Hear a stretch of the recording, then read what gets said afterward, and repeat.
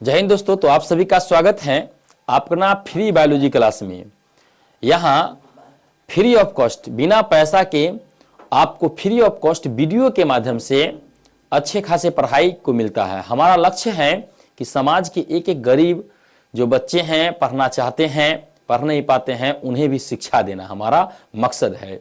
तो वह बच्चे, गरीब मेधावी छात्र जो पढ़ना चाहते हैं, इस वीडियो के माध्यम से पढ़ सकते हैं। सप्ताह में जब हमें छुट्टी मिलता है तो मैं उस छुट्टी में वीडियो डाल करके यूट्यूब पर आप सभी को शिक्षित करने का प्रयास करते हैं। तो आइए देखते हैं वीर्य को किसमें हिमीकृत किया जाता है, मतलब वीर्य का भंडारण कहाँ किया जाता है। तो वीर्य का भंडारण तरल नाइट्रोजन में किया जाता है, लिक्विड नाइट्रोजन में। इसका आंसर क्या हो जाएगा?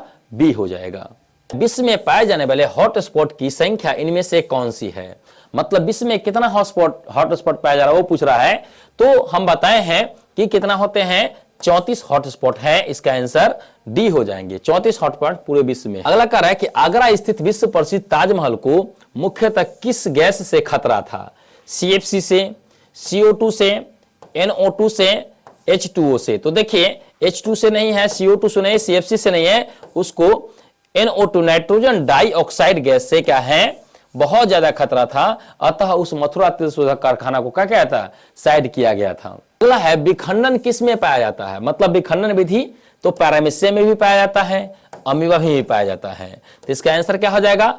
ए बी दोनों हो जाएगा, यानी कि इसका आंसर सी हो जाएगा। अगला प्रश्न है, जब संतति की उत्पत्ति एक ही जनक द्वारा होता है तब यह क्या कहलाता है? तो हम जानते हैं एक ही जनक के द्वारा जब संतान बनते हैं तो उसे हम लोग कहते हैं अलैंगिक जनन, है ना।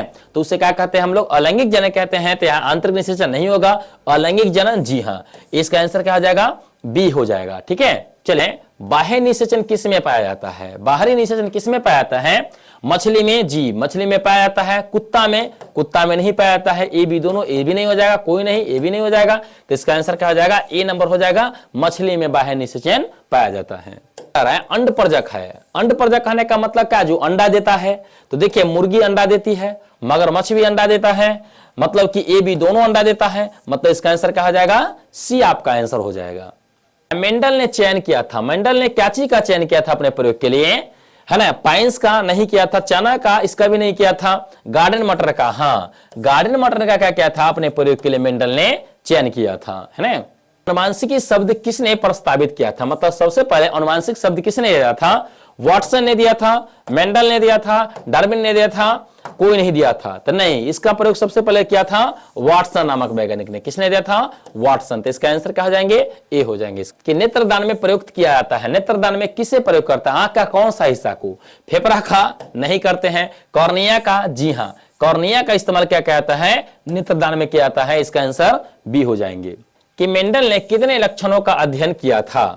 तो आपको पता है ये कितने? 5 नहीं किए थे, 9 नहीं किए थे, 14 नहीं किए थे, कितने? 7 पेयर लक्षण का उन्होंने क्या किया था? अध्ययन किया था, यानी कि इसका आंसर बी हो जाएंगे। प्रश्न है, इनमें से कौन सा रक्त समूह सार्वभौमिक रक्त दाता है, मतलब कौन सा रक्त समूह सभी को रक्त दे सकता है? ए दे सकता है? नहीं। ए बी दे सकता है? नहीं। बी दे सकता है? नहीं। ओ, जी हाँ, ओ रक्त समूह क्या है? सभी को रक्त दे सकता है, सार्वभौमिक रक्त दाता है। मतलब रक्त देने वाला कौन होता है? बी। अगर कहता अदाता है तो अदाता में ए बी हो जाता। अगला प्रश्न है, मेंडल के नियम का अपवाद है। मेंडल ने कौन सा नियम को अपने प्रयोग में नहीं देख पाया था? तो मेंडल सहलगनता लिंकेज के नियम को क्या था? उन्होंने देख नहीं पाया था, और यही क्या उनका हो गया? अपवाद हो गया। दात्र कोशिका अरक्तता प्रदर्शित करता है। दात्र कोशिका अरक्तता क्या चीज प्रदर्शित करता है? सहप्रभाविता, पॉलीओट्रोपिक, एपिस्टेसिस, कोई नहीं। तो देखिए दात्र कोशिका अरक्तता एपिस्टेसिस प्रदर्शित करता है। इसका आंसर क्या हो जाएगा? सी हो जाएगा। न्यूक्लिक अम्ल पॉलीमर है, मतलब न्यूक्लिक अम्ल किसका पॉलीमर होता है? तो न्यूक्लियोसाइड का, न्यूक्लियोटाइड का, ए बी दोनों का, कोई का नहीं। तो ये न्यूक्लियोटाइड का पॉलीमर होता है। न्यूक्लिक अम्ल न्यूक्लियोटाइड का क्या होता है? पॉलीमर होता है। अगला प्रश्न है, इनमें से कौन सा नाइट्रोजनस बेस डीएनए में नहीं पाया जाता है? मतलब कौन सा नाइट्रोजन बेस डीएनए में नहीं पाया जाता है? यूरासिल। पहला ही आपका ऑप्शन हो गया। यूरासिल क्या होता है? डीएनए में आपका नहीं पाया जाता, जबकि साइटोसिन पाया ही जाता है, ग्वानिन पाया ही जाता है। तो इसका आंसर क्या आ जाएगा? ए हो जाएगा। अगला है, एक मोनोसिस्टेरोनिक संरचनात्मक जीन में कूट लेखन अनुक्रम कहलाता है। जो कूट लिखने का काम करता है उसे क्या करते हैं, उसे हम लोग वेतक कहते हैं। क्या कहते हैं, वेतक कहते हैं। बी नंबर प्रश्न है, आरएनए के पैरामिडिन में पाया जाता है। आरएनए के पैरामिडिन में क्या पाया जाता है, तो देखिए आरएनए में पैरामिडिन में थायमिन के स्थान पर केवल यूरासिल पाया जाता है और साइटोसिन क्या, साइटोसिन ही रहता है।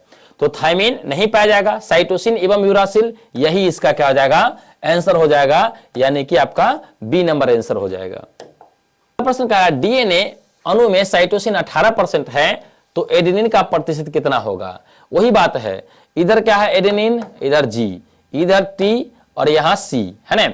तो क्या कह रहा है, क्या चीज बता दिया हमारा, साइटोसिन दे दिया है 18% और पूछ रहा है एडेनिन बराबर, तो 18 दूनी 36 है, तब 32 तो एडेनिन क्या परसेंट हमारा हो जाएगा, 32%। एक क्वेश्चन हम लोग पहले भी कर चुके हैं, इसका आंसर ए हो जाएगा। अगला प्रश्न कर रहा है, एंटीकोडन्स किस में पाया जाता है। एंटीकोडन्स, तो एंटीकोडन्स हमारा टीआरएनए में पाया जाता है।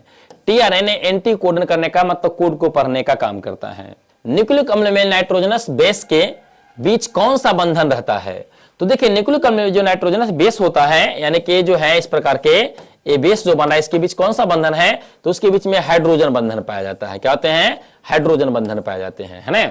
ए नंबर ऑप्शन। ओकाजाकी फ्रेगमेंट कब बनता है, डीएनए के पश्चगामी स्टैंड में, डीएनए के अग्रगामी स्टैंड में, ए बी दोनों, तो देखिए बनता है डीएनए के पश्चगामी स्टैंड में बनता है। ए नंबर आपका आंसर। निम्न में कौन सा प्रारंभन कूट है, मतलब कौन सा कूट आपका जो है प्रोटीन संश्लेषण की प्रक्रिया को प्रारंभ करता है। जीयूजी, एयूजी ए नहीं होता है, जीएसी, सीयूजी ए भी नहीं होता है, एयूजी, जीयूजी ये यही होता है। बी नंबर आंसर आपका। निम्नलिखित में सही जोड़ी कौन सी है, तो सही जोड़ी देखिए, ग्वानिन जब भी जुड़ता है साइटोसिन के साथ त्रिबंधन द्वारा जुड़ता है, जी त्रिबंधन सी, तो यहां पर दू दे दिया है तो ये गलत हो गया। थायमिन जब भी जुड़ता है तो जुड़ता है एडेनिन के साथ, जबकि यहां यू के साथ दे दिया गया तो ये भी गलत हो गया। और यहां पर एडेनिन जब भी जुड़ता है तो थायमिन के साथ जुड़ता है डीएनए में, और अगर आरएनए रहे एडेनिन तो किससे जुड़ता है, द्विबंधन द्वारा यूरासिल के साथ जुड़ता है। तो हमारा सही आंसर क्या हो जाएगा, बी। तो सही जोड़ी इनमें से कौन है, केवल हमारा बी नंबर है। अगला प्रश्न है, डार्विन फिंचेज इनमें से किसका उदाहरण है, अनुकूली विकिरण का। ये क्या होता है, डार्विन फिंचेज हमारा किसका उदाहरण था, अनुकूली विकिरण का उदाहरण था। एफिडना क्या है, सॉरी एकिडना यहां पर होगा, यहां एकिडना क्या था, तो एकिडना जानते हैं स्तनधारी और रेप्टिलिया के बीच का क्या था, योजक करी था। तो क्या था, योजक करी। हालांकि ये विलुप्त भी हो गया, लेकिन मेन रूप से गिना जाता है योजक करी के रूप में एकिडना को। इनमें से कौन सा अवशेषी अंग का उदाहरण है, मतलब कौन सा जो है अवशेषी अंग है, वर्मीफॉर्म अपेंडिक्स है ही, निमेशक पटल, आंख की अपर्याप्तता, कोई नहीं। तो देखिए इसका मेन आपका जो है आपका ए नंबर है, ये वर्मीफॉर्म अपेंडिक्स जो है अवशेषी अंग के अंतर्गत आता है।